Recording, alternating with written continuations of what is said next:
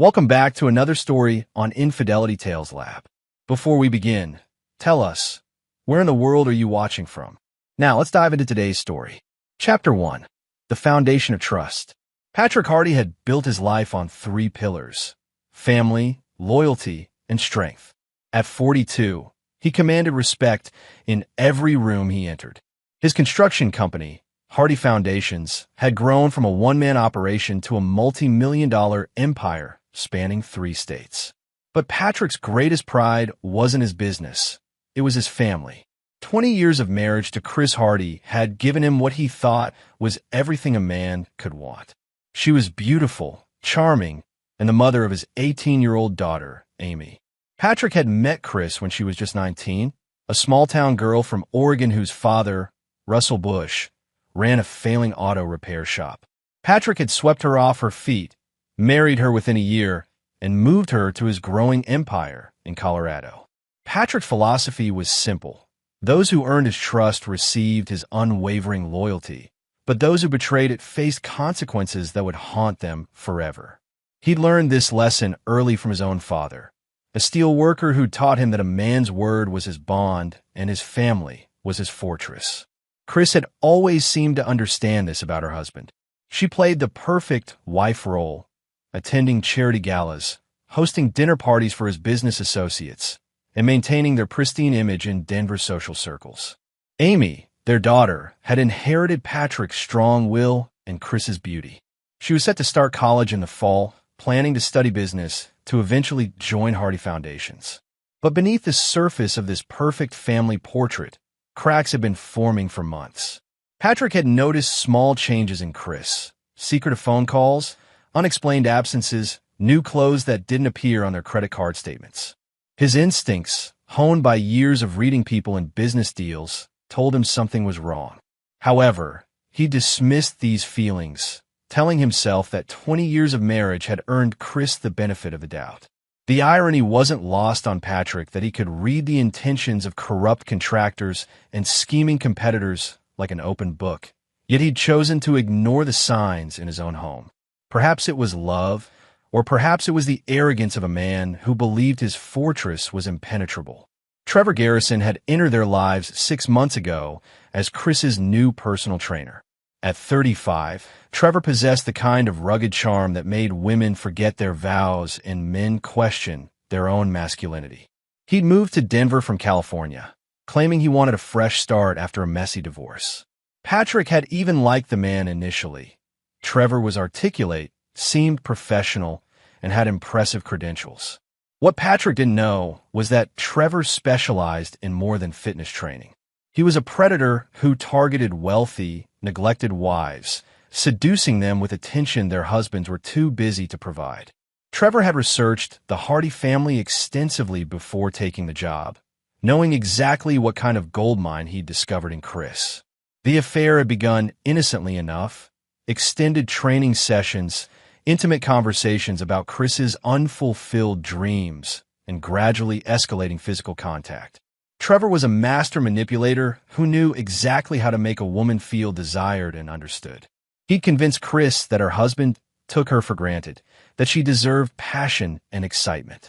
For Chris, the affair represented everything missing from her marriage. Patrick's success had made him increasingly absent, focused on expanding his empire, while she felt like a beautiful decoration in their mansion. Trevor offered her adventure, spontaneity, and the intoxicating feeling of being wanted for more than just her ability to play the perfect wife. Amy, caught between her parents' growing distance, had begun acting out. Her grades suffered, she'd started drinking at parties, and she'd recently been arrested for reckless driving, an incident Patrick had quietly made disappear with a few phone calls. He'd attributed her behavior to typical teenage rebellion, never imagining the chaos brewing beneath his roof. The family's carefully constructed facade was maintained through years of practice.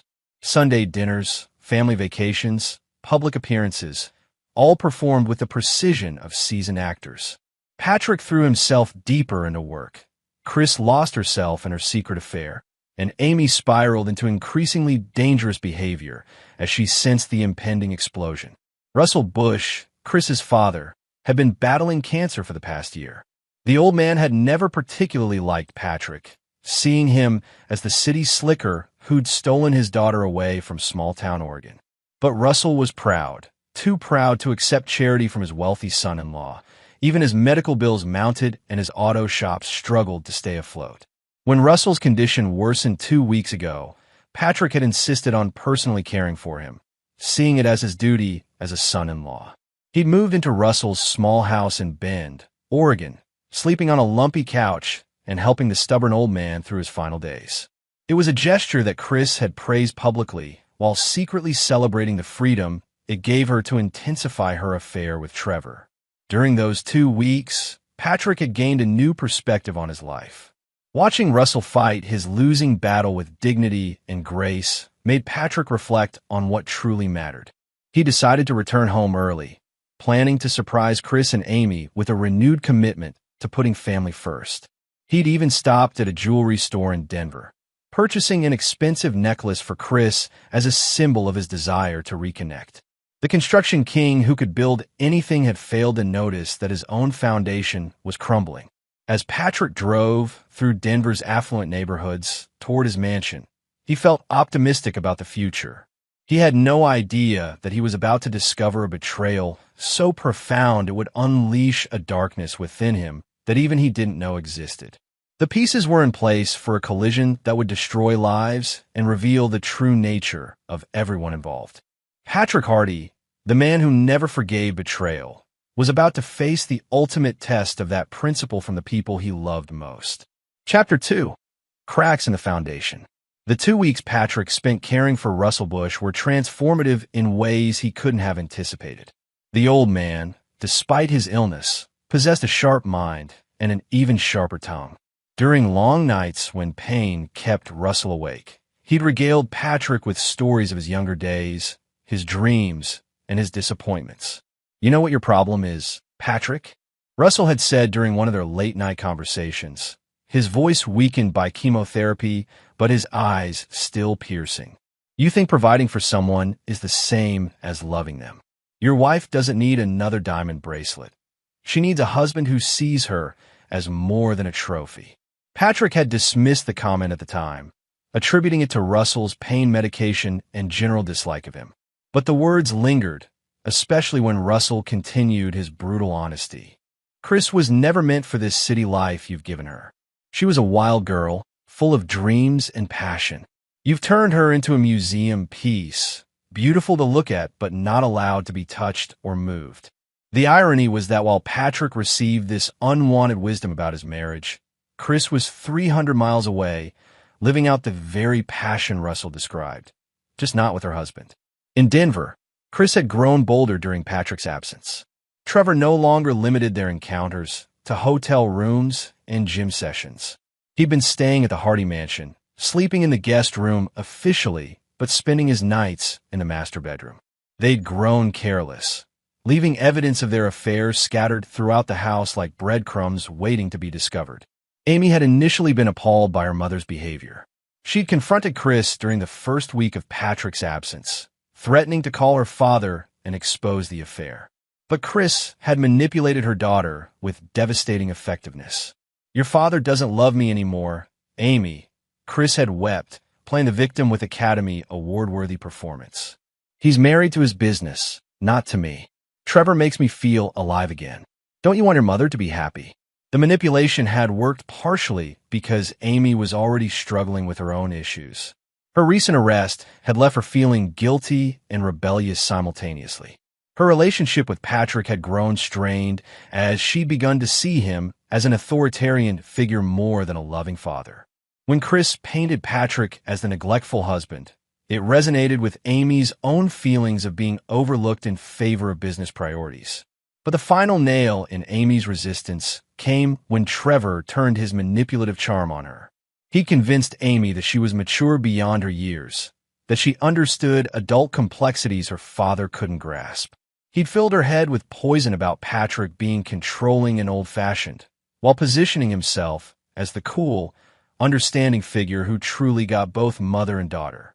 "Your mom deserves happiness, Amy," Trevor had said during one of their conversations by the pool.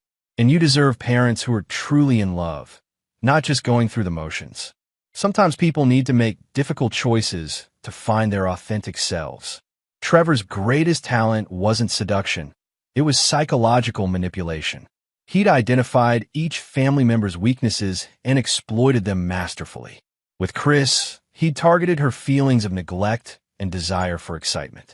With Amy, he'd appealed to her teenage rebellion and need to feel sophisticated. As the days passed, the affair intensified beyond physical betrayal. Chris began sharing intimate details about Patrick's business, his weaknesses, his fears. She revealed his bank account information, his business strategies, even his passwords. Love affairs often involve emotional spillage, but this went far beyond pillow talk. Chris was essentially handing Trevor a roadmap to her husband's destruction.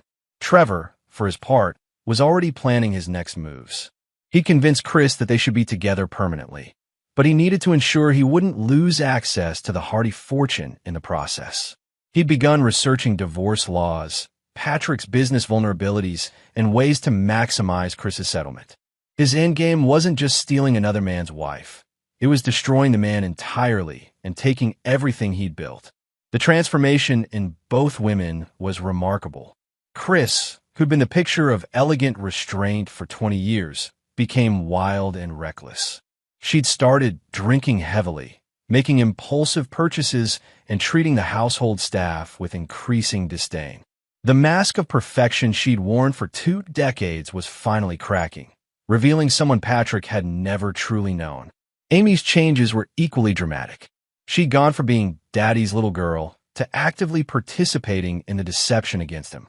She'd learned to lie convincingly, to cover for her mother's absences, and to redirect her father's questions during their phone calls. The guilt of betraying Patrick warred with her anger toward him, creating a volatile emotional cocktail that made her increasingly unpredictable. The mansion itself began to reflect the moral decay occurring within its walls. Rooms that had always been meticulously maintained showed signs of neglect. The housekeeper, Maria, had been dismissed suddenly by Chris, who claimed they needed privacy during this difficult time with Russell's illness. In reality, Chris couldn't risk having witnesses to the affair. Trevor had also begun establishing himself as more than just a guest. He'd moved personal items into the house, started answering the phone when Patrick called, and even began making suggestions about redecorating. His audacity was breathtaking, but it served a purpose. He was psychologically claiming territory, making himself indispensable to Chris while simultaneously erasing Patrick's presence from his own home. The neighborhood began to notice changes too. Mrs. Henderson, the elderly woman next door, observed strange cars coming and going at odd hours.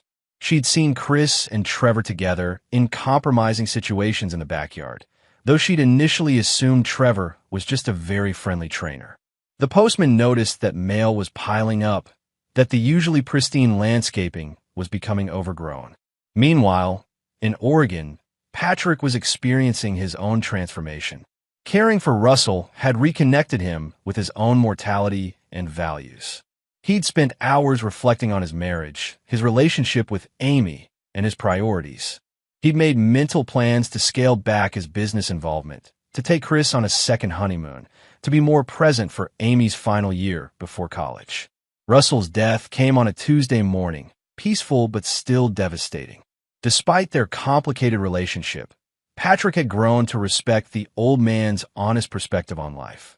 As he arranged the funeral and settled Russell's affairs, Patrick felt a sense of duty fulfilled and looked forward to returning home to begin rebuilding his family relationships. The final irony was that as Patrick drove home with renewed hope for his marriage, Chris was in their bedroom with Trevor, planning how to ask for a divorce. She convinced herself that she'd fallen truly in love for the first time in her life, and that Patrick would eventually understand. In her selfishness, she'd completely underestimated the man she'd lived with for 20 years.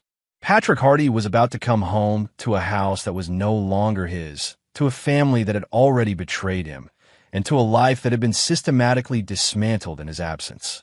The foundation he'd spent decades building was about to collapse, and the man who emerged from the rubble would be someone none of them recognized. Chapter 3. The Moment of Truth. Patrick's Mercedes pulled into the circular driveway of his mansion at 9:47 p.m. on a Thursday night. He'd driven straight through from Oregon, fueled by grief for Russell and anticipation of reuniting with his family. The house was ablaze with lights, which surprised him since Chris usually preferred dimmer lighting in the evenings. Several cars were parked in the driveway, vehicles he didn't recognize. His first thought was that Chris might be hosting one of her charity committee meetings, though he couldn't remember any events scheduled for tonight. Patrick grabbed his overnight bag and the jewelry box containing Chris's surprise necklace, walking toward the front door with tired but hopeful steps. The front door was unlocked, which immediately set off alarm bells in Patrick's mind. Despite living in an affluent neighborhood, he'd always insisted on proper security protocols.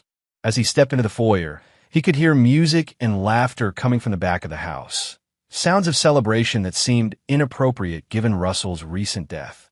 Patrick set down his bags and followed the noise through his own home, feeling increasingly like an intruder. The living room showed signs of recent partying: empty wine bottles, scattered clothing, cushions thrown carelessly on the floor. His home, usually maintained to museum standards, looked like a fraternity house after a weekend bender. As he approached the sliding glass doors leading to the pool area, Patrick could see figures in the water and around the deck. What he witnessed next would be burned into his memory forever. Chris was in the pool with Trevor, locked in a passionate embrace that left no doubt about their relationship. Amy sat at the pool's edge, drinking wine and laughing as she watched her mother betray her father. But it wasn't just the physical affair that shattered Patrick. It was the complete transformation of his family. This wasn't a moment of weakness or a recent development. The ease with which they interacted, the comfort level, the way Amy participated in the celebration. This had been going on for months, possibly longer. Patrick stood frozen behind the glass door, watching his world collapse in real time. 20 years of marriage, 18 years of fatherhood, a lifetime of trust and love, all revealed to be an elaborate deception. But what cut deepest was Amy's laughter. His little girl, whom he'd protected and provided for, was celebrating his betrayal. Trevor noticed Patrick first. Instead of showing shame or fear, he smiled and waved, as if greeting an old friend. The audacity was breathtaking. Chris followed Trevor's gaze and saw her husband standing in the doorway. For a moment, her face showed genuine shock and fear. But then something shifted in her expression. Defiance replaced shame. "Patrick," she called out, not bothering to separate from Trevor. "You're early." Amy's reaction was the most devastating. When she saw her father, her laughter died, but her eyes showed no remorse, only irritation at being caught. The daughter who'd once been his greatest joy now looked at him like he was an unwelcome intruder in his own home. Patrick slid open the door and stepped onto the deck. The sound seemed to echo in the sudden silence. 3 pairs of eyes watched him, calculating his next move. But Patrick had perfected the art of emotional control in countless business negotiations. His face remained impassive as he surveyed the scene. "Trevor," Patrick said calmly, his voice carrying none of the rage burning inside him. "I trust you've been taking good care of my family." Trevor, emboldened by what he mistook for Patrick's weakness, actually laughed. "Better than you have, apparently." The words hung in the air like a challenge. Patrick had faced down union bosses, corrupt politicians, and ruthless competitors, but none of those confrontations had prepared him for this moment. His family, the people he'd built his entire life around, had not just betrayed him, but were now openly mocking him. Chris finally found her voice. "Patrick, we need to talk. Things have changed while you were gone." "Have they?" Patrick asked, his tone still eerily calm. He pulled out his phone and began scrolling through what looked like emails, though he was actually buying time to process the magnitude of the betrayal. Amy, perhaps sensing the tension, tried to defuse the situation with teenage logic. "Dad, you can't be that surprised. You're never here anyway. Mom deserves to be happy." The words hit Patrick like physical blows. His own daughter, defending her mother's affair, reducing 20 years of sacrifice and love to a simple matter of presence versus absence. But what Amy didn't understand was that she'd just sealed her own fate in Patrick's mind. Betrayal was one thing, but defending the betrayal was unforgivable. "I see," Patrick said quietly. He looked at each of them in turn, his wife, his daughter, the man who'd invaded his home and destroyed his family. "Russell died this morning. I thought you should know." The announcement created a moment of awkward silence. Chris's face showed a flicker of genuine emotion. Her father was dead, and she'd been celebrating with her lover instead of mourning. But the moment passed quickly, replaced by defensive anger. "You could have called," she said, though they all knew Patrick had tried calling multiple times over the past few days, only to be sent a voicemail or given brief, dismissive conversations. "I wanted to tell you in person," Patrick replied. "I wanted to come home to my family." The emphasis on my family was subtle but unmistakable. Trevor, either incredibly stupid or incredibly arrogant, chose that moment to assert his dominance. "Patrick, look, this is awkward for everyone. Maybe you should stay in a hotel tonight. Give us all time to process this situation like adults." The suggestion that Patrick should leave his own home might have been the final straw for another man. But Patrick Hardy had built his fortune by thinking strategically, by planning his moves carefully, and by never acting on impulse when the stakes were high. He looked at Trevor for a long moment, memorizing every detail of the man's face. "You're right," Patrick said finally. "This is very awkward." He turned and walked back toward the house, leaving 3 very confused people behind him. In the master bedroom, his bedroom, Patrick found evidence of Trevor's extended stay. Men's clothing in the closet, toiletries in the bathroom, even family photos turned face down on the nightstands. The violation was complete and systematic. They hadn't just betrayed him, they'd erased him. Patrick packed a small bag while his mind raced through possibilities.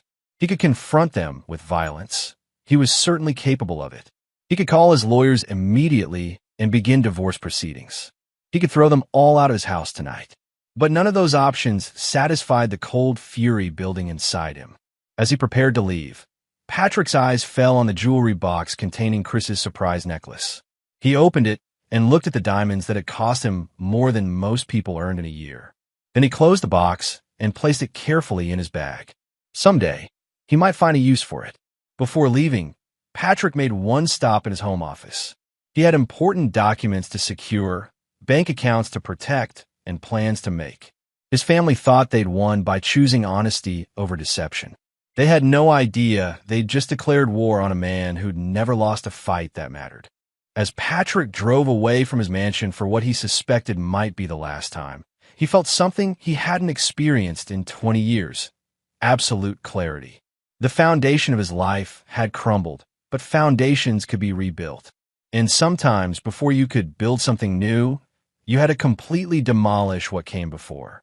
Behind him, in the house that was no longer his home, 3 people celebrated what they thought was their victory. They had no idea that Patrick Hardy had just transformed from a devoted husband and father into something far more dangerous: a man with nothing left to lose and everything to gain from their destruction.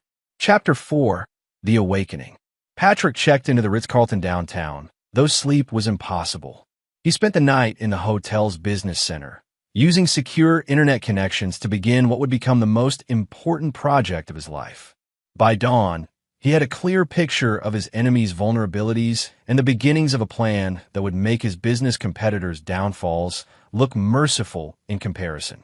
His first discovery was that Trevor Garrison's background was even more sordid than Patrick had imagined. The man wasn't just a predatory personal trainer. He was a professional con artist with a string of wealthy victims across multiple states.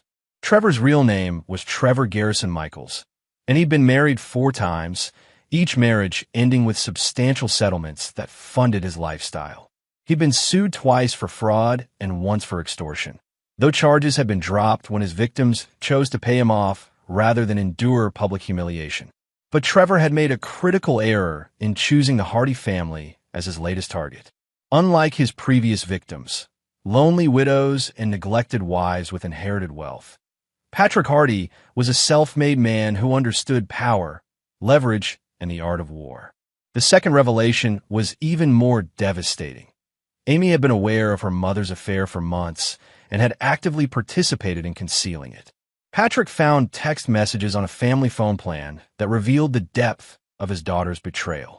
She hadn't just known about the affair. She'd helped orchestrate it, providing alibis, covering for unexplained absences, and even warning Chris when Patrick's business trips were delayed. One particular message thread between Amy and her friend Jessica revealed the true extent of the conspiracy. Amy, Dad's suspicious about Mom's new workout schedule. Think I should distract him with my college drama again.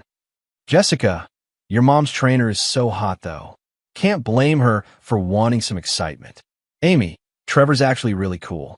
He gets that Dad is basically an absent workaholic. Mom deserves better. Jessica, are you seriously supporting your mom's affair? Amy, I'm supporting my mom's happiness. Dad will figure it out eventually, and honestly, maybe it's for the best. Reading those messages, Patrick felt something inside him die completely. The last vestiges of his old life. The loving father, the devoted husband, the man who believed in forgiveness and second chances, simply ceased to exist. By 6 a.m., Patrick had compiled a comprehensive dossier on Trevor Garrison Michaels. Financial records, criminal history, immigration status. Trevor was actually Canadian, living in the U.S. on an expired visa, previous victims, and most importantly, current vulnerabilities. Trevor owed substantial debts to some very unforgiving people, had outstanding warrants in 2 states, and was currently being investigated by the IRS for tax evasion. But Patrick's most valuable discovery came from Trevor's own arrogance. The man had been documenting his conquest of the Hardy family on social media and private forums dedicated to lifestyle coaching, a euphemism for wealthy women seduction. Trevor had shared intimate details about Chris's vulnerabilities, Patrick's business secrets, and even Amy's emotional manipulation. He'd essentially created a detailed confession of his crimes, thinking himself untouchable. Chris's betrayal ran deeper than adultery. Patrick discovered that she'd been accessing his business accounts, sharing confidential information about upcoming deals, and even attempting to transfer funds to accounts Trevor had helped her establish. What she didn't realize was that Patrick had always maintained hidden safeguards on their shared finances. Every transaction was monitored, every unusual activity flagged. He'd been protecting their money from external threats, while his wife plotted to steal it from within. At 7 a.m., Patrick's phone rang. It was Chris, her voice a mixture of fake concern and barely concealed irritation. Patrick, where are you? We need to talk about this situation rationally. I'm exactly where I need to be, Patrick replied calmly. How are you feeling about your father's death, Chris? I know how close you two were. The question caught her off guard. She'd been preparing for accusations about the affair, not reminders of her father's death. That's not fair, Patrick. You know I'm grieving. Are you? Because last night, you seemed to be celebrating something entirely different. There was a long pause. When Chris spoke again, her voice had changed. The pretense of the wounded wife was gone, replaced by cold calculation. Patrick, I want a divorce. Trevor and I are in love, and this marriage has been over for years. We can do this amicably, or we can make it ugly. Your choice. Amicably, Patrick repeated. After 20 years of marriage, you think there's an amicable way to dissolve our life together for your personal trainer? He's not just a personal trainer, and you know it. Trevor understands me in ways you never have. He makes me feel alive. I'm sure he does. Where's Amy? Amy supports our decision. She's old enough to understand that people grow apart, that marriage isn't a prison sentence. Patrick closed his eyes, feeling the last door to reconciliation slam shut. I see. And has Amy chosen which parent she wants to live with during this transition? She wants to stay with me. With us. Patrick, you have to understand. I understand perfectly, Patrick interrupted. More perfectly than you can imagine. After ending the call, Patrick made his first tactical move. He called his head of security, Malcolm Dunham, a former Marine who'd worked for Hardy Foundations for 8 years. Malcolm had always been more than an employee. He was one of the few people Patrick trusted completely. Malcolm, I need you to meet me at the downtown office. And Malcolm, we're going to war. Malcolm Dunham had served 3 tours in Afghanistan before joining Patrick's company. He understood warfare, both foreign and domestic. When Patrick explained the situation, Malcolm's expression didn't change, but his eyes hardened with military precision. "What do you need, boss?" "I need Trevor Garrison to disappear from my family's life. Permanently. But I need it to be his choice, not our coercion. Can you make that happen?" Malcolm smiled for the first time in their conversation. "Trevor Garrison, or Trevor Garrison Michaels, because I've already run a preliminary background check, and this guy has more problems than he realizes." "You've already investigated him?" "Boss, the moment a strange man starts spending time around your family, I investigate. It's what you pay me for. This particular guy, let's just say he's borrowed money from some very unfriendly people in Las Vegas." Patrick felt a cold satisfaction. How unfriendly? The kind who break legs first and ask questions later. Apparently, Trevor convinced some mob-connected loan sharks to invest in his fitness empire about 6 months ago. He was supposed to open a chain of high-end gyms. Instead, he used the money to fund his lifestyle and his pursuit of your wife. How much does he owe? $800,000 plus interest. They've been looking for him for 3 weeks. Patrick was quiet for a long moment, processing this information. "Malcolm, what would happen if these people discovered Trevor's current location?" "They'd collect their debt, one way or another. And if Trevor suddenly came into a large amount of cash, say, through a divorce settlement, would that solve his problems?" Malcolm shook his head. "These aren't the kind of people who forget being played for fools. Money might buy him time, but they'd want their pound of flesh too." Patrick smiled for the first time since discovering the affair. "Then we need to make sure Trevor never gets the chance to run with any divorce settlement money." As Patrick and Malcolm planned Trevor's downfall, they had no idea that their conversation was being recorded. Amy Hardy, guilty about her betrayal but still loyal to her mother, had placed a listening device in Patrick's office days before his return from Oregon. Trevor had convinced her it was necessary to protect Chris from Patrick's potential violence. The recording would prove to be a critical mistake, not because it would save Trevor and Chris, but because it would give Patrick the final piece of evidence he needed to justify what was coming next. His own daughter had chosen to spy on him for his enemies. There would be no mercy, no forgiveness, and no second chances. The war for the Hardy family's soul was about to begin, and Patrick Hardy intended to be the only survivor. Chapter 5. Gathering Intelligence. Amy Hardy sat in her BMW outside a coffee shop in downtown Denver, her hands shaking as she replayed the recording she'd made of her father's conversation with Malcolm. Trevor had convinced her that Patrick might become violent when confronted with the affair, that recording his private conversations was necessary to protect her mother. But what she'd heard terrified her. Her father, the man who'd taught her to ride a bike, who'd attended every school play and soccer game, who'd patiently helped her with homework, had spoken about making Trevor disappear with the cold detachment of a stranger. The Patrick Hardy on that recording wasn't the devoted father she remembered, but something far more dangerous. Amy's first instinct was to warn Trevor and her mother immediately, but as she sat in her car, conflicted emotions warred within her. Despite everything, Patrick was still her father. The man on the recording might be capable of terrible things, but he was also the man who'd built an empire to provide for his family, who'd spent 2 weeks caring for a dying man he barely tolerated out of duty and love. For the first time since the affair began, Amy allowed herself to truly consider what they'd done to Patrick. She'd been so caught up in Trevor's manipulations and her mother's excitement that she'd never fully grasped the magnitude of their betrayal. They hadn't just broken Patrick's heart, they'd systematically destroyed his entire world while he was caring for his dying father-in-law. But Amy's moment of moral clarity was interrupted by Trevor's arrival at the coffee shop. He slid into the passenger seat of her car, his usual charming smile immediately fading when he saw her expression. "What's wrong, sweetheart? You look like you've seen a ghost." Amy handed him the recording device with trembling fingers. "I think we're in trouble, Trevor. Real trouble." As Trevor listened to the recording, his face underwent a dramatic transformation. The confident predator who'd seduced mother and daughter alike was replaced by a man who understood that he'd seriously underestimated his opponent. Patrick Hardy wasn't the absent, workaholic husband Trevor had expected. He was a strategic thinker with dangerous resources and apparently no moral limitations when it came to protecting what was his. "This is bad," Trevor muttered, his mind racing through possible escape routes. "This is very bad. What are we going to do?"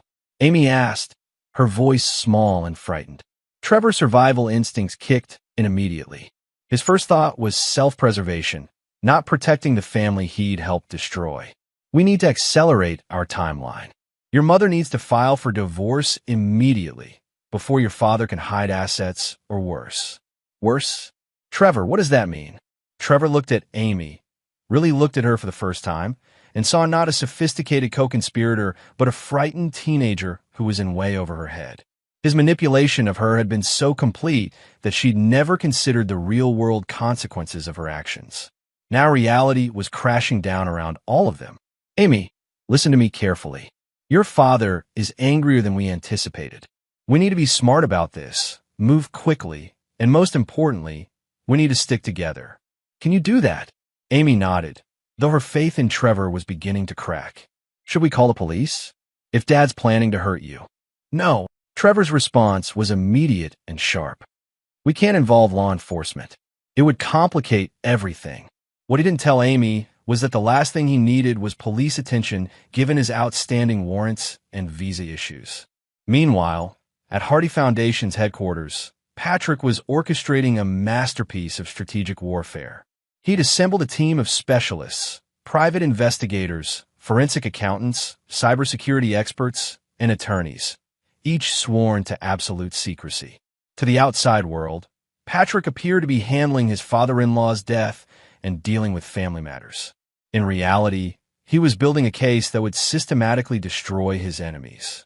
His first target was Trevor's financial vulnerability.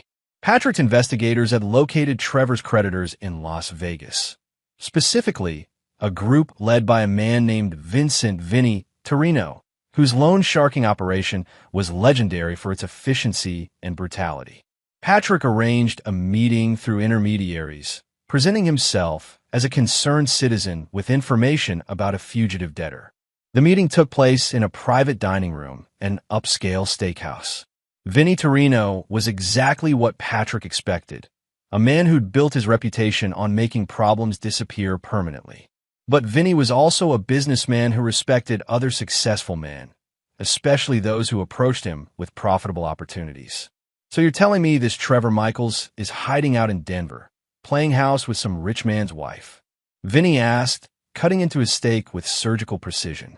"I'm telling you that Trevor Garrison Michaels owes you a substantial sum of money and has been living under an assumed name while seducing wealthy women to fund his lifestyle. What you do with that information is entirely your business."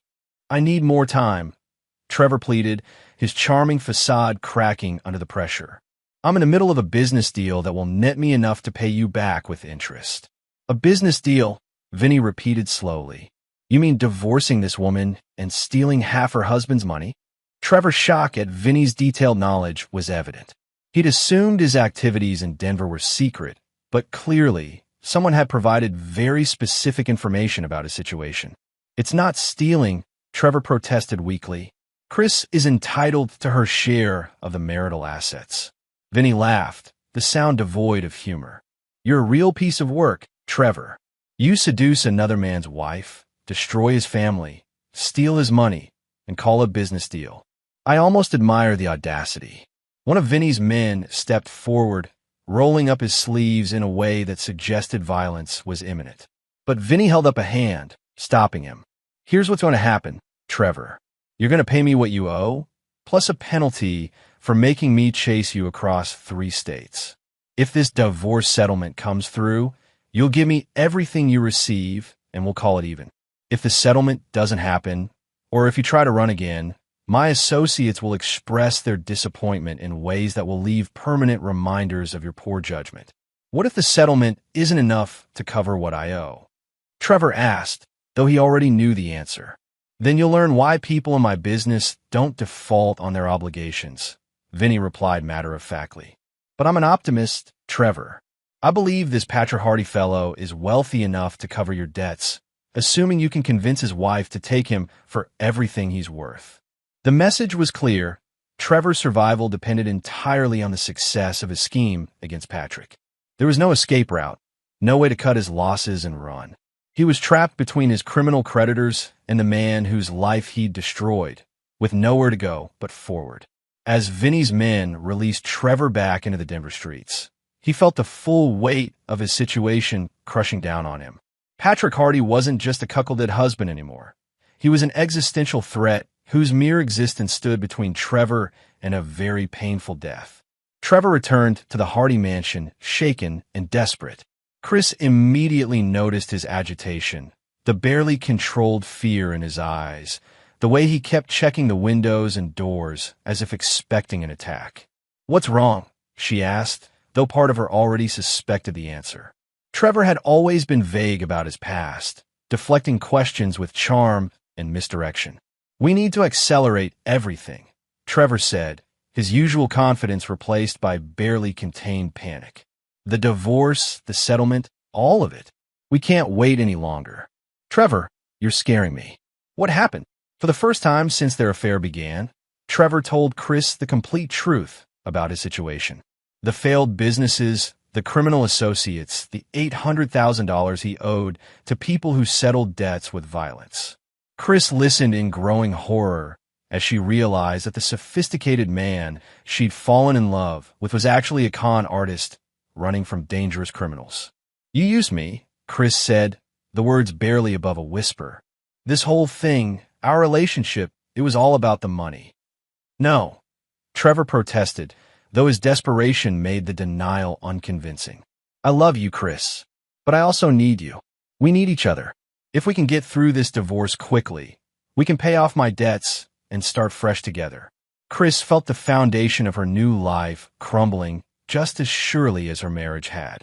The passionate romance that had justified destroying her family was revealed to be a calculated deception. But she was too deep into the betrayal to turn back now. Patrick would never forgive her, and her only hope for any kind of future was to see the divorce through and hope Trevor's love was at least partially genuine. "How much do you owe?" she asked quietly. "With interest and penalties?" "Almost $1 million. Chris closed her eyes, calculating their chances. Patrick's net worth was substantial, but Colorado was not a community property state. Her settlement would depend on the judge's discretion and the skill of her attorney. $1 million was achievable, but it would require taking Patrick for everything she could get. "We'll need the best divorce attorney in the state," she said finally, "and we'll need to move fast before Patrick can hide assets." What neither Chris nor Trevor realized was that their conversation was being recorded by the same surveillance system Trevor had convinced Amy to help disable weeks earlier. Patrick had never actually shut down the security system. He'd simply made it appear offline while continuing to monitor his home remotely. From his hotel room, Patrick watched his wife and her lover plan his financial destruction with the same detached interest he might observe a competitor's boardroom strategy. Their desperation was palpable, their fear was growing, and their options were narrowing exactly as he'd planned. The first phase of Patrick's revenge was complete. Trevor was trapped between criminal creditors and an impossible timeline, while Chris was finally beginning to understand the true nature of the man she'd chosen over her husband. But this was only the beginning. Patrick's phone buzzed with a text from Malcolm. "Package delivered. Target received message. Recommend proceeding to Phase 2. Patrick smiled coldly as he typed his response. "Proceed as planned. No mercy." The war for Patrick Hardy's soul was entering its most brutal phase, and his enemies were about to learn that the man they betrayed was far more dangerous than they'd ever imagined. Chapter 7. The Trap Springs. Amy Hardy paced frantically around her bedroom, her phone pressed to her ear as she left her fourth voicemail for her father. Trevor's revelation about his criminal debts and the violent men hunting him had shattered her last illusions about the affair. What she thought was a romantic rebellion against her father's authority was actually a criminal conspiracy that could destroy their entire family. "Dad, please call me back," she whispered into the phone. "I know you hate me right now, but we need to talk. There are things you don't know about Trevor, dangerous things. Please, I'm scared." But Patrick wasn't taking Amy's calls.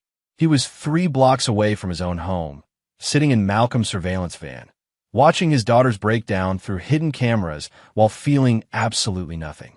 The caring father who might have rushed to comfort his frightened child was gone, replaced by a strategist who viewed Amy's panic as confirmation that his plan was working perfectly. "She's finally starting to understand," Malcolm observed, watching Amy through the monitors. "The kid's scared out of her mind." "She should be," Patrick replied coldly. "She made her choice when she decided to spy on me for my enemies. Actions have consequences." Malcolm had known Patrick for 8 years, but he'd never seen this version of the man. Calculating, ruthless, completely devoid of the warmth that had once made him such an effective leader. "Boss, she's still your daughter." Patrick's expression didn't change. "No, my daughter died the moment she chose to betray me for Trevor Garrison. The girl in that house is just another enemy who happens to share my DNA." Vinny smiled, the expression somehow managing to be both charming and terrifying. "You know, Mr. Hardy, I like you. You're a man who understands that certain problems require certain solutions. This Trevor has cost me money and respect. Both are commodities I value highly. I'm sure you'll handle the situation appropriately," Patrick said, sliding a folder across the table. "That contains Trevor's current address, daily routine, and the locations where he's most vulnerable to approach. And what do you want in return for this information?" "I want Trevor Garrison to realize that Denver is no longer a safe place for him to conduct business. I want him to understand that his current lifestyle is unsustainable. How you convey that message is entirely up to you." Vinny studied Patrick with newfound respect. "You're not asking me to kill him. I'm asking you to collect what you're owed and ensure he understands the consequences of his choices. If Trevor chooses to leave Denver permanently to avoid further complications, that would be an unfortunate but understandable decision on his part." As Patrick drove back to his hotel, he felt a cold satisfaction. Trevor's past was about to catch up with him in the most violent way possible. It would appear to be simple criminal justice rather than Patrick's orchestrated revenge. By the time Vinny's people finished with Trevor, the man would be begging to leave Colorado, assuming he was still capable of begging. But Patrick's plans extended far beyond Trevor. He discovered that Chris had been sharing confidential information about his business deals, potentially costing him millions in competitive advantages. She'd also attempted to access trust funds established for Amy's education, money that was legally protected but vulnerable to someone with inside knowledge of account numbers and passwords. Most damaging of all, Patrick had uncovered evidence that Chris and Trevor had been planning their escape for months. They'd opened joint accounts in the Cayman Islands, researched states with favorable divorce laws, and even consulted with attorneys about maximizing Chris's settlement while minimizing her tax obligations. This wasn't a passionate affair that had gotten out of hand. It was a calculated theft disguised as romance. The final piece of Patrick's intelligence gathering came from an unexpected source: the housekeeper, Maria, whom Chris had dismissed. Maria had worked for the Hardy family for 12 years and had witnessed the affair's development firsthand. More importantly, she kept detailed records of the household's activities, including photographs and videos she'd taken to document valuable items for insurance purposes. "Mr. Patrick," Maria said during their private meeting, tears streaming down her face. "I tried to tell you, but Mrs. Chris, she made me promise to stay quiet. She said you knew about Mr. Trevor, that it was arrangement you approved." The photographs Maria provided were devastating evidence of the affair's duration and scope. They showed Trevor living in the Hardy mansion as early as 3 months ago, long before Patrick had left for Oregon. They documented Amy's participation in the deception, including images of her covering security cameras and disposing of evidence that might reveal Trevor's presence. But the most damaging evidence came from security footage Maria had secretly downloaded before being dismissed. The videos showed Chris and Trevor in Patrick's home office, accessing his computer, photographing documents, and even discussing specific business deals they planned to exploit. "They thought I was just cleaning lady who didn't understand English very well," Maria explained. "But I heard everything. They plan to take everything from you, Mr. Patrick. Your wife, She said you deserved to lose everything because you never appreciated what you had. As Patrick reviewed the evidence, he felt his transformation complete itself. The loving husband and father was gone, replaced by something harder and infinitely more dangerous. Chris, Trevor, and Amy had declared war on him, and now they would learn why Patrick Hardy had never lost a fight that mattered. The first phase of his revenge was about to begin, and none of his enemies had any idea what was coming for them. Chapter 6: The First Strike. Vincent Torino's men found Trevor Garrison at 6:45 a.m. on a Tuesday morning, just as he was leaving the Hardy mansion for his usual run through the affluent Cherrywood neighborhood. The encounter was swift, professional, and absolutely terrifying for Trevor, who found himself surrounded by three very large, very serious men who knew exactly who he was and why they were there. Trevor Garrison Michaels, the lead man, said, his voice carrying the kind of authority that brooked no argument. Mr. Torino would like a word. Trevor's blood turned to ice. He'd been running from Vinny's people for months, constantly looking over his shoulder, but the wealthy Denver suburb had felt like sanctuary. The realization that his past had caught up with him in the place he felt safest was psychologically devastating. I don't know what you're talking about. Trevor tried to bluff, but his voice betrayed his terror. $873,000, plus interest, the man continued calmly. That's what you owe for the gym equipment and startup capital you borrowed 6 months ago. Mr. Torino has been very patient, but patience has its limits. The men escorted Trevor to a black SUV parked 3 blocks away, far enough from the Hardy mansion to avoid witnesses, but close enough to drive home the point that nowhere was safe. The 20-minute ride to an industrial warehouse on the outskirts of Denver was conducted in absolute silence, giving Trevor plenty of time to contemplate his rapidly deteriorating situation. Vinny Torino was waiting in the warehouse, surrounded by exercise equipment that looked suspiciously similar to what Trevor had promised to purchase with the borrowed money. The irony wasn't lost on either man. "Trevor, my friend," Vinny said, his tone conversational, but his eyes cold as winter. "I've been looking for you. Imagine my surprise when I learned you've been living in luxury with some rich man's wife instead of building the fitness empire you promised me." Trevor tried to maintain his composure, falling back on the charm that had served him so well with wealthy women. "Vinny, I can explain. The Denver market required more research than anticipated, but I'm close to securing the financing we discussed." Vinny's backhand across Trevor's face was swift and practiced, cutting off the explanation mid-sentence. "Don't insult my intelligence with more lies. I know exactly what you've been doing, where you've been living, and who you've been fucking. The question is, how are you going to pay me back?" Inside the mansion, Chris was experiencing her own crisis of faith. Trevor's criminal history and the very real threat of violence had forced her to confront the reality of what she'd done. She destroyed a 20-year marriage for a man who'd seduced her as part of a financial scheme. The sophisticated romance she'd thought she was living was actually a trashy con game, and she was just another mark. But Chris's survival instincts were stronger than her guilt. She'd burned every bridge with Patrick, and retreat was impossible.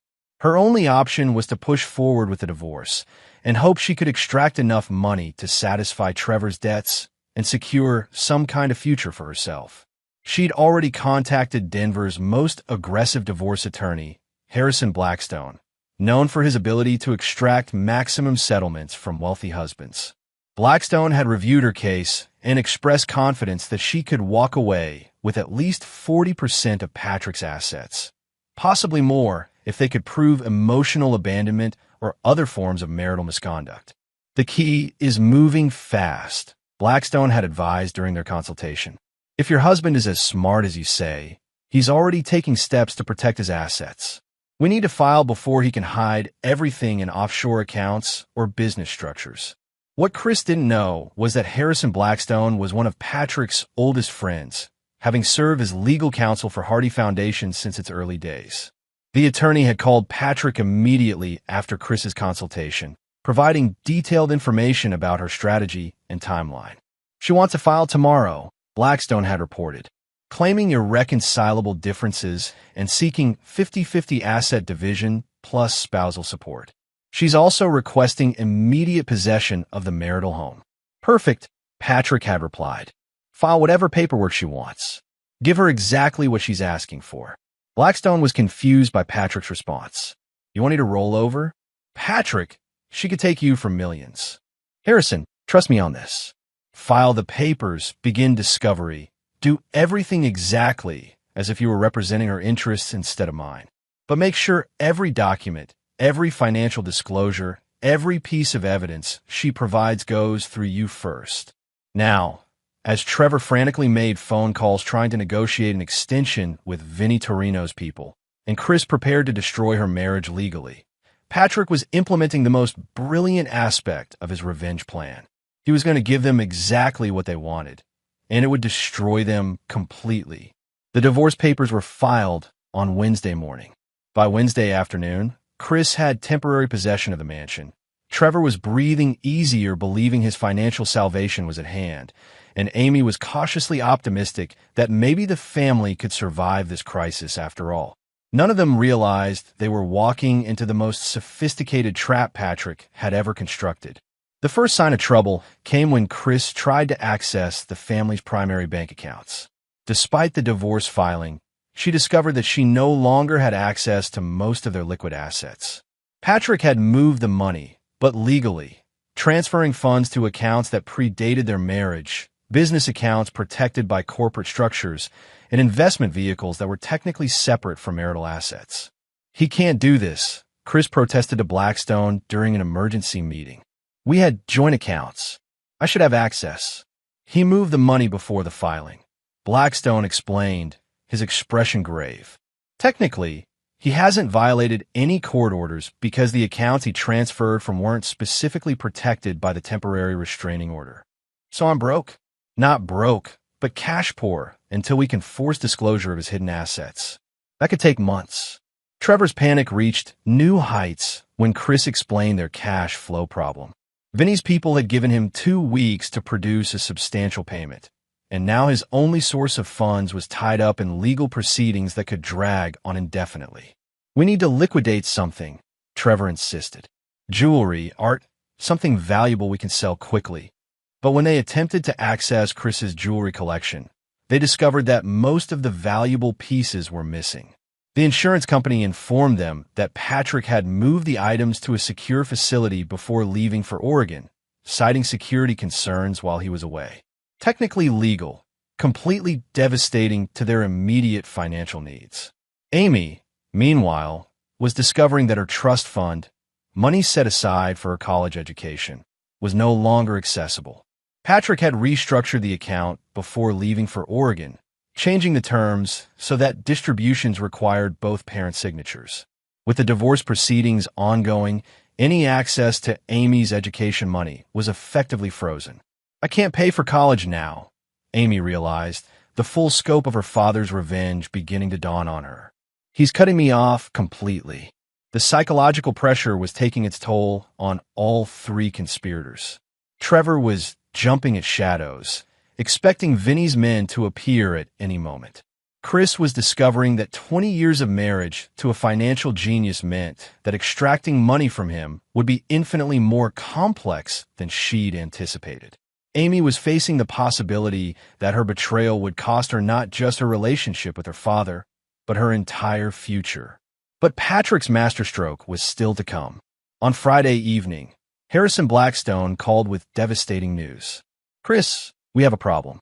Patrick's filing a countersuit. For what? Fraud, embezzlement, theft of intellectual property, and conspiracy to defraud. He's claiming that you and Trevor conspired to steal business information and that you've been transferring marital assets to hidden accounts. Chris felt her world tilt off its axis. That's not true. We looked at some documents, but Chris, they have evidence. Financial records, video surveillance, recorded conversations. They're not just seeking to deny you a settlement. They're claiming you owe him money for damages to his business. The trap was complete. Instead of walking away with millions from the divorce, Chris was facing the possibility of criminal charges and financial ruin. Trevor's desperation reached a breaking point as he realized that not only would there be no divorce settlement to pay his debts, but that his association with Chris had potentially made him an accessory to crimes he didn't even know he'd committed. Amy, listening to her mother's frantic phone conversation with the attorney, finally understood that her father hadn't just been angry about the affair. He'd been systematically documenting their betrayal and building a case that would destroy them all. In his hotel room, Patrick watched the chaos unfold through his surveillance network with cold satisfaction. His enemies had wanted to destroy his life and steal his fortune. Instead, they'd walked directly into a trap that would leave them facing criminal prosecution, financial ruin, and the very real possibility of violence from Trevor's criminal associates. The war was almost over, and Patrick Hardy had won before his enemies even realized they were fighting. Chapter 8. The Destruction. The breaking point came on a Tuesday morning when Vincent Torino himself arrived at the Hardy mansion. Unlike his previous visits through intermediaries, this was personal. Trevor's 2-week extension had expired, and no payment had materialized. Worse, word had reached Vinny that Trevor's primary asset, his access to Patrick Hardy's money, was evaporating in a storm of legal complications. Chris answered the door to find a man who radiated controlled violence despite his expensive suit and polite demeanor. Behind him stood 2 associates who looked like they'd stepped out of a nightmare. "Mrs. Hardy," Vinny said with dangerous courtesy. "I'm Vincent Torino. I believe you know why I'm here." The mention of Vinny's name drained the color from Chris's face. Trevor had described these people in terms that left no doubt about their capacity for violence.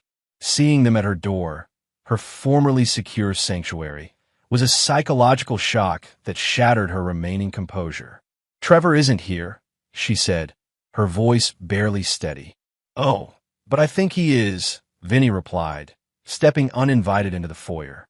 Trevor has a habit of hiding behind the women he seduces. It's become something of a pattern with him. Trevor appeared at the top of the stairs, his face ashen. The confident predator who destroyed the Hardy family was gone, replaced by a terrified man who understood that his time had run out. "Vinny," Trevor said, descending the stairs with forced calm. "I told your people I needed until the end of the month." "You've had 6 months, Trevor. End of the month, end of the week, end of the conversation, it doesn't matter. The time for extensions is over." Amy emerged from the kitchen, drawn by the voices, and froze when she saw the visitors. Even at 18, she possessed enough survival instinct to recognize predators when she encountered them. "Who are these people?" she whispered to her mother. "Business associates of Trevor's," Chris replied, though her voice betrayed her terror. Vinny smiled at the exchange, enjoying the family's growing fear. "Business associates. I like that. It's much more polite than the people Trevor stole money from." "I didn't steal anything," Trevor protested weakly.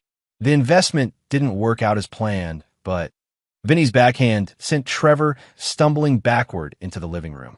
The violence was swift, casual, and absolutely shocking to Chris and Amy, who'd never witnessed anything like it in their sheltered lives. "Don't lie to me in front of your girlfriend and her daughter," Vinny said calmly, straightening his jacket. "We both know you never intended to build any gyms. You took my money to fund your lifestyle and your pursuit of married women. The only question now is how you're going to pay it back." Trevor struggled to his feet, blood trickling from his split lip.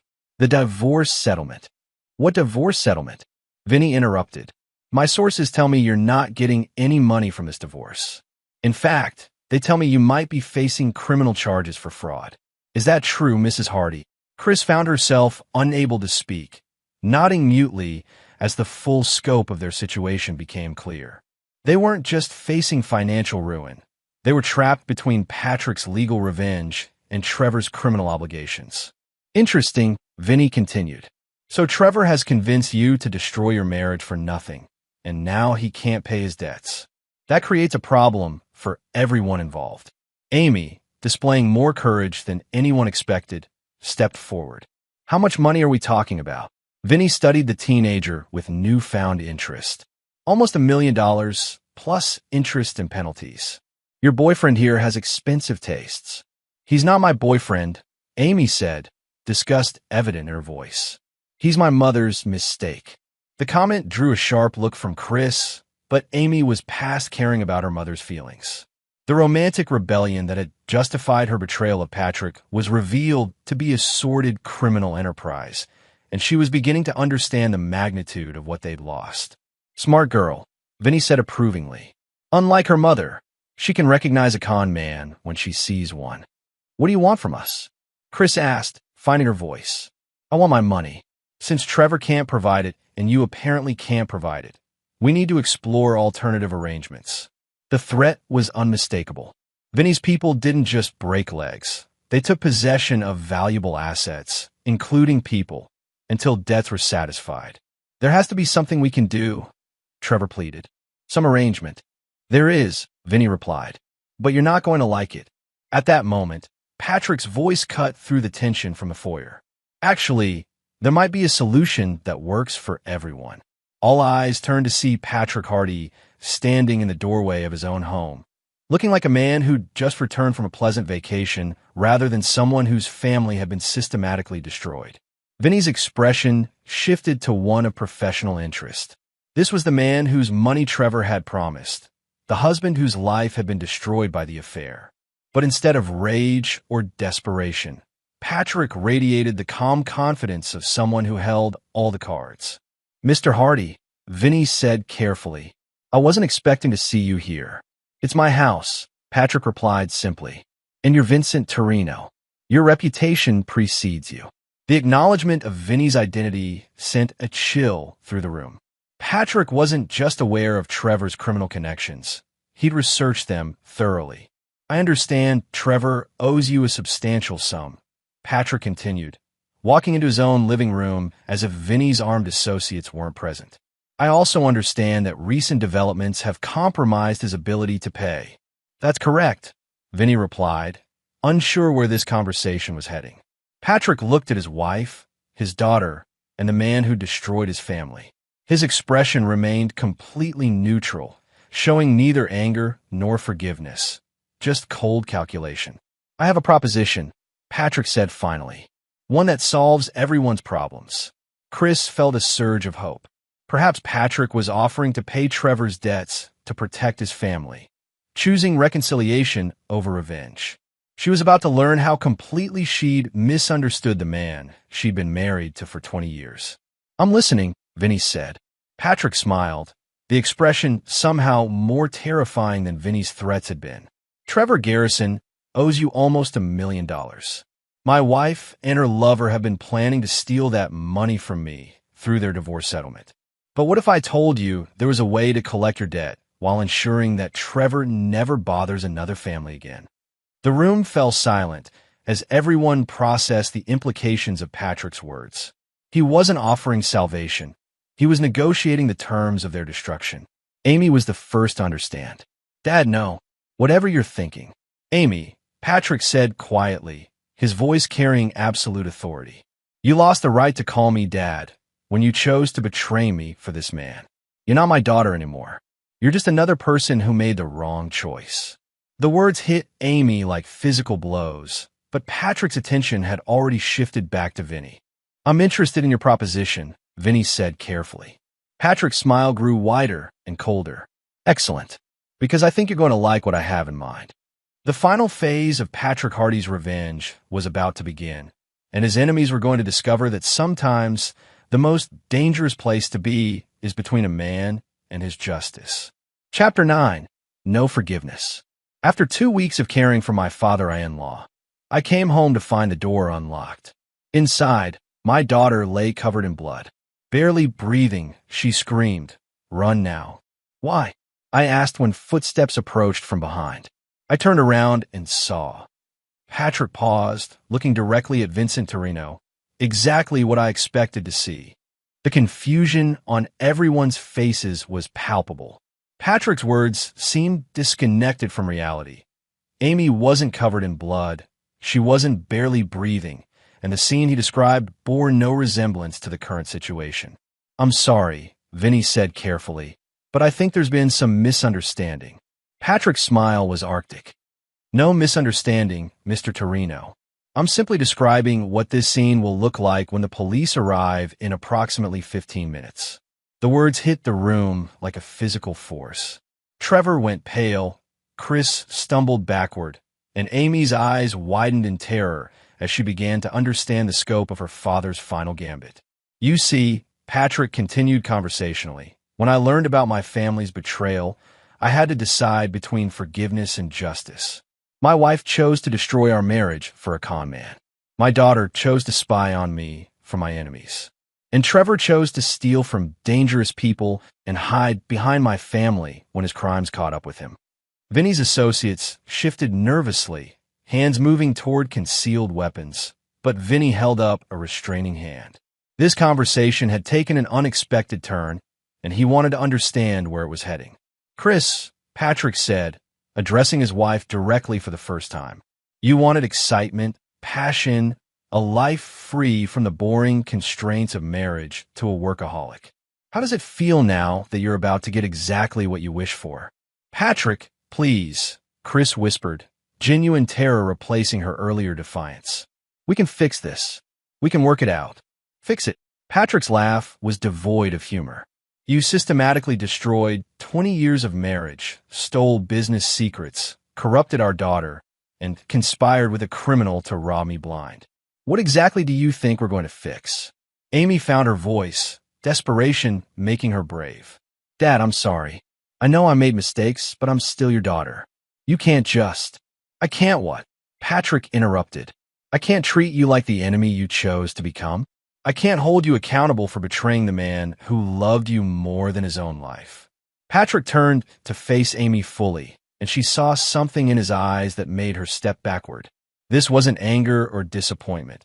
It was the complete absence of love, as if she'd become a stranger to him.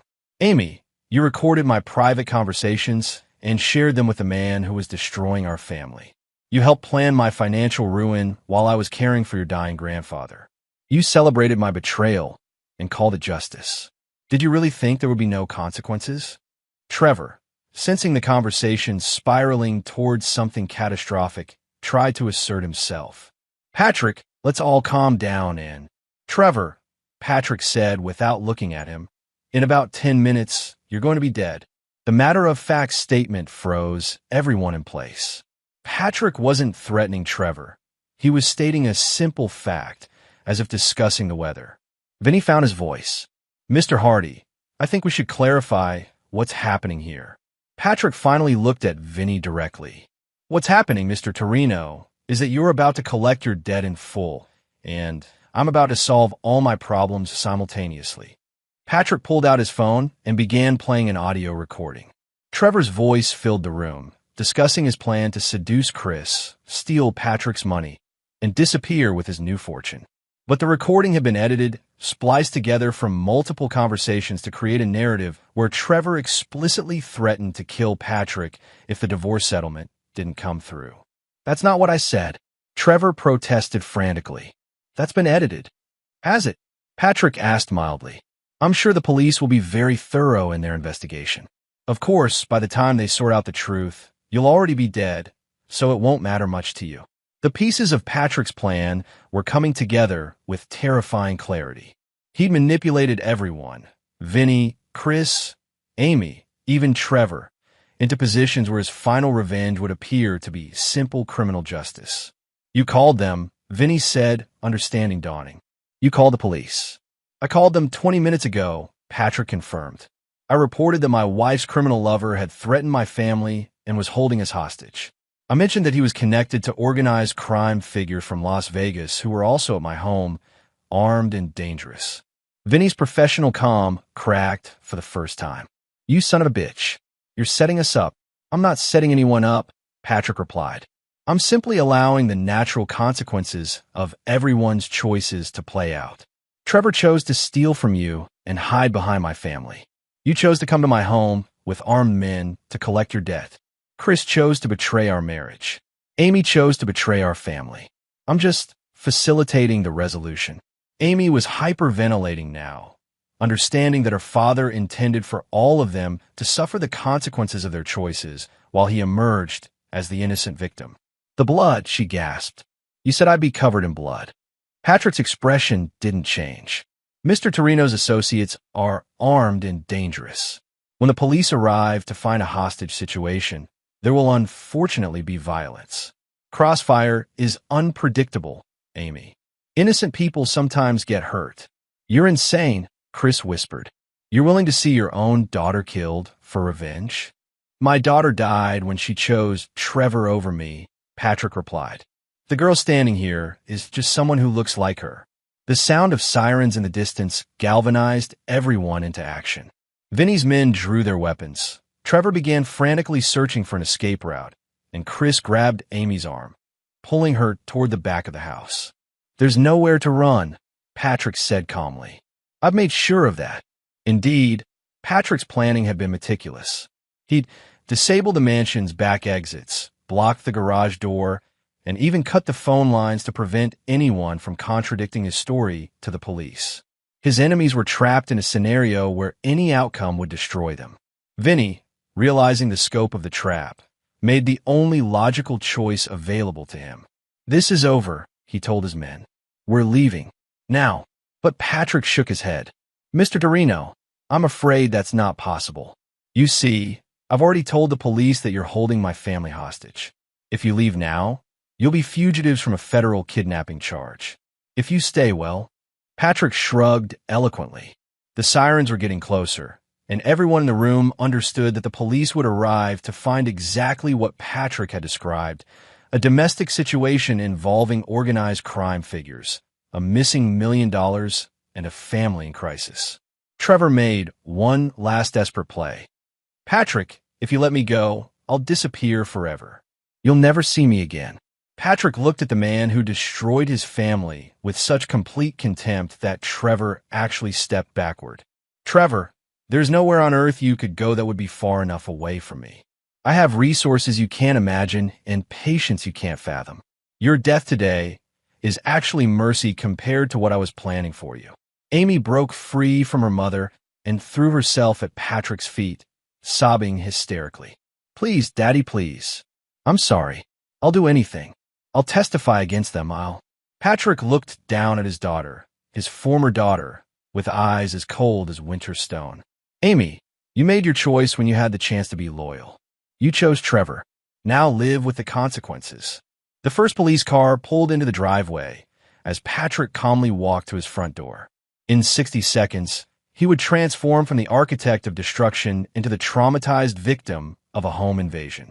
His enemies would be left to explain their presence in his home, their criminal connections, and their conspiracy against him to law enforcement officers who'd already been briefed on Patrick's version of events.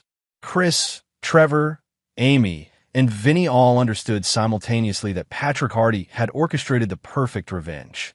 He would emerge from this situation as the grieving husband, betrayed father, and innocent victim. They would face criminal charges, violent retribution, and very possibly death.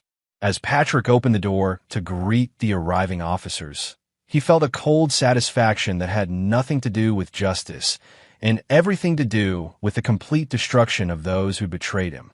The foundation of his old life was gone, but he'd built something new on its ruins, something harder, colder, and infinitely more dangerous. Behind him, his former family faced the consequences of their choices, and Patrick Hardy felt absolutely no remorse for what he'd unleashed. In his mind, they declared war on him, and he'd simply ensured that he was the only survivor.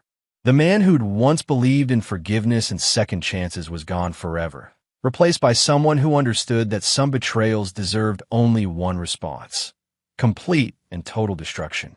3 hours later, Trevor Garrison was dead from multiple gunshot wounds sustained during what police described as a confrontation between organized crime figures and domestic terrorism suspects. Chris and Amy were in federal custody, facing charges ranging from conspiracy to domestic terrorism. Vinny Torino and his associates were fugitives wanted in connection with a kidnapping and murder. Patrick Hardy sat in his hotel room, watching the news coverage of the tragedy that had destroyed his family. The reporters described him as a victim, a man whose life had been torn apart by his wife's criminal associates and his daughter's poor judgment. He felt nothing. No grief, no guilt, no regret. Just the cold satisfaction of a man who'd faced betrayal and responded with perfect, ruthless justice. The Hardy family was finished, but Patrick Hardy had survived. And in his mind, that was exactly how it should be. And there you have it. Another story comes to an end. What did you think? I'd love to hear your thoughts in the comments below. If you enjoy this story, consider joining our community by subscribing. It means the world to us. For more stories like this one, check out the recommended videos on screen. And I'll see you there.